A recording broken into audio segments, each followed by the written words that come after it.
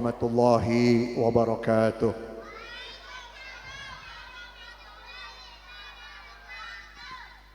Bismillahirrahmanirrahim.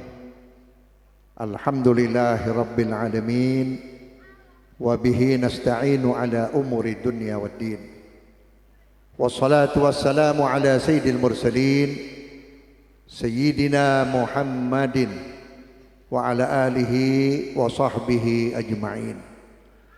Allahumma salli ala nuril anwar wa siril asrar wa tiryakil aghyar wa miftahi babil yasar Sayyidina Muhammadin al-Mukhtar wa alihi al-athhar wa ashabihi al-akhyar adada ni'amillahi wa ifdalih.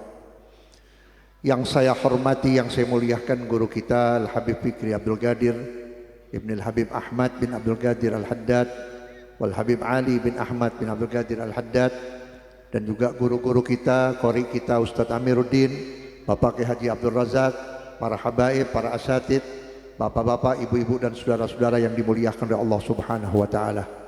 Terkhusus kepada Sahibul Bait Akhinal Mahbub Bapak Rudi bin Bapak Haji Mustafa beserta keluarga besar, kemudian rekan-rekannya yang mudah-mudahan Allah taala dipanjangkan umur dalam keadaan sehat wal afiah. Alhamdulillah, pada malam ini kita bertemu lagi di tempat yang mulia, yang terhormat. Karena tempat menjadi terhormat karena sedang dirayakan atau diperingati lahirnya manusia yang terhormat, yaitu Nabi Muhammad SAW. Kita sudah beberapa bulan menghadiri peringatan Maulid, sudah hampir 3 bulan. Beberapa hari lagi kita sudah masuk bulan Rajab. Artinya mengenal dan mengingat Nabi Muhammad itu sampai kapanpun. Karena kita bisa begini karena Nabi Muhammad.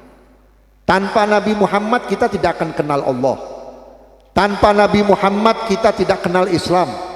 Tanpa Nabi Muhammad kita tidak tahu bagaimana cara sholat, bagaimana cara kita membaca Al-Quran dan memahami Al-Quran. Kita tidak tahu bagaimana cara mengatur rumah tangga, bagaimana caranya kita bermasyarakat, bagaimana caranya kita mengatur hidup kita. Ini semua berkah didikan Nabi Muhammad Sallallahu Alaihi Wasallam. Makanya diperingati Maulid Nabi bukan sekedar perayaan, tetapi mensyukuri nikmat Allah yang sangat agung, nikmat Allah yang sangat besar, yaitu Nabi Muhammad Sallallahu Alaihi Wasallam. Saudara-saudara hadirin yang saya hormati, kita berharap mudah-mudahan kita menjadi umat yang terbaik, menjadi umat yang dimuliakan oleh orang mulia, yaitu Nabi Muhammad SAW. Sebab Nabi pernah menyatakan dalam hadis, khiyaru ummati idza ru'u dzukirallah. Sebaik-baiknya umatku apabila dipandang, apabila dilihat, apabila berjumpa, menyebabkan kita ingat kepada Allah. Tentunya mereka ini orang-orang yang kelas. Siapa mereka itu? Para aulia wassalihin, orang-orang yang soleh, yaitu para ulama, orang-orang yang tekun di dalam menjalankan ilmunya dan amalannya, sehingga kalau kita melihat wajahnya membuat kita ingat kepada Allah. Hati kita berkata, ya Allah, kapan saya menjadi baik seperti orang itu ya Allah, kapan saya bisa menjadi orang yang soleh seperti orang itu ya Allah. Kalau bapak dan saudara setiap ketemu orang lalu hati kita berkata, ya Allah, kapan saya seperti orang itu ya Allah, supaya saya jadi baik seperti orang itu, berarti itu tandanya orang yang terbaik menurut Nabi Muhammad Sallallahu Alaihi Wasallam. Sebaliknya, wasyiraru ummati al-masyauna bin namimah. Sejelek-jeleknya umatku orang yang kerjaannya kemana-mana selalu mengadu domba, selalu memfitnah, selalu memecah belah, selalu mengadu satu sama yang lain. Dia adalah sejelek-jeleknya umat Nabi Muhammad. Kira-kira udah banyak nggak umat Nabi yang jelek? Udah banyak nggak? Kita diadu domba antara kiai dengan habib, antara ustadz dengan ustadz. Apa tujuannya? Tujuannya tidak lain untuk mengadu domba umat Nabi Muhammad. Na'udzubillah, mudah-mudahan kita jangan sampai menjadi orang-orang seperti itu. Saudara-saudara hadirin yang saya hormati, kemudian Nabi Muhammad melanjutkan hadis, ucapannya, laisa minni man dzu hasadin wala namimatin wala kahanatin wala ana minhu. Bukan umatku, ini naudzubillah, Jangan sampai kita termasuk orang-orang yang dicap bukan umat Nabi Muhammad. Siapa mereka itu? Orang yang punya sifat hasud, sifat iri, tidak pernah senang lihat orang senang, tidak pernah suka lihat orang dapat kebahagiaan. Itulah adalah orang-orang yang hasud. Saudara-saudara, orang yang hasud itu tiap hari nikmatnya dicabut oleh Allah Ta'ala. Hati-hati, biar kamu alim kayak apa, paling tidak kamu tidak bisa mengamalkan ilmu. Paling tidak ilmumu tidak bermanfaat. Kalau kamu punya harta, hartamu boleh banyak, tapi kamu tidak bisa menikmati hartamu, tidak bisa menikmati kekayaanmu. Banyak nggak yang begitu? Duitnya banyak, rumah gedongan, mobil di mana-mana, miliaran, makan ditaker sama dokter. Nggak boleh makan nasi kebanyakan, ntar gulanya naik. Nanti mau ngambil telur, jangan, ntar bisulan. Mau minum susu, kolesterol. Mau makan lalap sambal, asam urat, mana yang bisa dimakan? Artinya apa? Orang itu duitnya ada, makanannya cukup, tapi nikmatnya dicabut oleh Allah. Kenapa? Karena hasud. Sebab orang hasud nggak bakal seneng, saudara-saudara. Habib Abdullah bin Muhsin Al-Attas Keramat Empang Bogor, beliau pernah mengatakan, al-hasud la yasud wala yahsulul maksud, rizqul hasid lil mahsud. Orang yang hasud itu kagak bakal seneng. Mana ada orang hasud hidupnya seneng? Gak bakal ada. Boleh taruhan para hadirin, hidupnya susah, biar rumahnya enak gak betah, biar lakinya ganteng gak harmonis, biar istrinya cantik gak puas, biar anaknya pinter-pinter gak ngebahagiain. Kenapa? Dicabut oleh Allah Ta'ala nikmatnya. Dan orang yang hasud itu rezekinya dipindah oleh Allah kepada yang dihasud. Makanya kalau ada yang hasud sama bapak sama ibu, alhamdulillah, besok rezekinya orang itu dipindah kepada kita. Saya ingat Imam Hasanul Basri radhiyallahu an. Beliau itu seorang ulama besar dan termasuk minat tabi'in, dari golongan tabi'in. Ketika beliau tawaf, lihat seorang ibu-ibu bawa anak kecil, anak yang masih bayi, diajak tawaf keliling Ka'bah. Tapi ibu-ibu itu doanya aneh. Artinya, ya Allah, jadikan anak saya ini kalau gede jadi anak yang dihasud. Ditegur oleh Imam Hasanul Basri, Bu, ibu kalau ngedoain anak jangan sembarangan. Ini tempat-tempat yang diijabah oleh Allah, tempat-tempat yang dikabulkan oleh Allah. Minta yang baik-baik, jangan minta anak ibu dihasut orang. Apa kata itu ibu?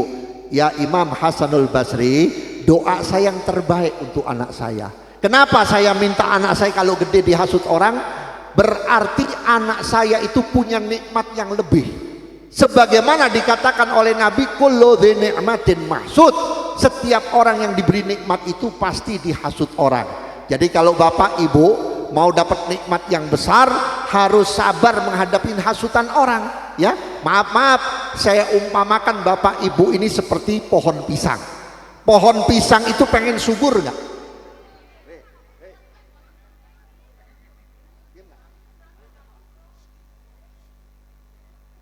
Pohon pisang itu pengen subur, pengen punya buah. Bagaimana resepnya? Harus rela diberakin sama binatang, harus rela dikasih pupuk-pupuk dari kotoran binatang. Begitu kita, kalau kita mau subur hidup kita, makin diomongin makin naik derajat kita, makin difitnah makin naik derajat kita. Ada dosa yang tidak bisa dihancurkan dengan tobat, dihancurkan dengan omongan orang. Semakin diomongin dosanya habis, semakin diomongin dosanya habis, derajatnya naik. Memang nggak enak Pak diomongin orang, pegel, betul nggak? Tetapi apa boleh buat? Mungkin dosa kita belum diampuni oleh Allah lewat tobat, ya diampunin lewat diomongin orang. Makanya orang-orang mulia selalu diomongin orang. Sayyidina Syekh Abdul Qadir Jalani radhiyallahu an, beliau memiliki karomah yang luar biasa. Salah satu karomahnya apa? Telinganya ini, pendengarannya ini bisa ngedengerin orang ngomongin dia, yang mana dia tinggal di Cisalak, dia bisa dengerin orang yang ngomongin dia di Surabaya. Kalau Surabaya Cisalak 1000 kilo, ya itu Syekh Abdul Qadir denger orang ngomongin dia. Makanya setiap pagi beliau bangun sholat subuh, beliau suka membuka jendela, membuka pintu, jendelanya banyak, pintunya banyak, sambil mengucapkan alhamdulillah. Buka jendela lagi, alhamdulillah. Buka pintu, alhamdulillah. Muridnya bertanya, ya Syekh, setiap pagi kamu buka jendela ngucapin alhamdulillah, Buka pintu, alhamdulillah. Begini, saya sedang diomongin orang yang jauh kurang lebih 1000 kilo. Dia ngejelekin saya di pagi hari, dia ngomongin saya di pagi hari, dia fitnah saya di pagi hari.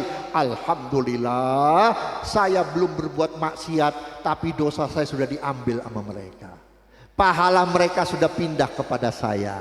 Maka oleh karena itu, bukan orang kecil Pak yang diomongin, orang besar diomongin. Nabi Muhammad sampai detik ini diomongin, dijelek-jelekin, dibilang Nabi Muhammad belekan, dibilang Nabi Muhammad nyolong jambu, dibilang Nabi begini begitu. Biasa, orang mulia, orang agung pasti diomongin. Dan tidak ada orang besar di hadapan Allah hidupnya tidak direndahkan oleh manusia-manusia rendah. Pasti direndahkan oleh manusia-manusia rendah lewat fitnah, lewat adu domba. Berapa banyak para wali-wali yang difitnah sampai masuk penjara. Habib Abdullah bin Muhsin atas Keramat Empang, nggak hujan angin, difitnah oleh tetangganya sampai dipenjarahkan oleh Belanda. Habib Muhammad bin Idrus Al-Habsyi yang kuburannya di Ampel Surabaya, begitu juga banyak kiai-kiai kita, ajengan-ajengan kita di Bogor, orangnya soleh, alim, nggak pernah macem-macem, sampai dipenjarahkan oleh tetangganya. Kenapa? Karena hasud. Dan ini proses Allah memuliakan hambanya. Kemudian saudara-saudara hadirin, terakhir hadis Nabi mengatakan apa? Wala ana minhu. Dan aku bukan dari golongan orang-orang yang hasud. Aku bukan golongan orang-orang yang suka ngadu domba. Aku bukan orang-orang yang suka kepada orang yang main perdukunan. Artinya Nabi tidak suka kepada umatnya yang hasud, umatnya yang suka mengadu domba, dan umatnya suka main perdukunan. Mudah-mudahan ceramah saya biar singkat, biar paham semuanya, ya, bisa diterima. Kurang dan lebihnya mohon maaf. Assalamualaikum warahmatullahi wabarakatuh.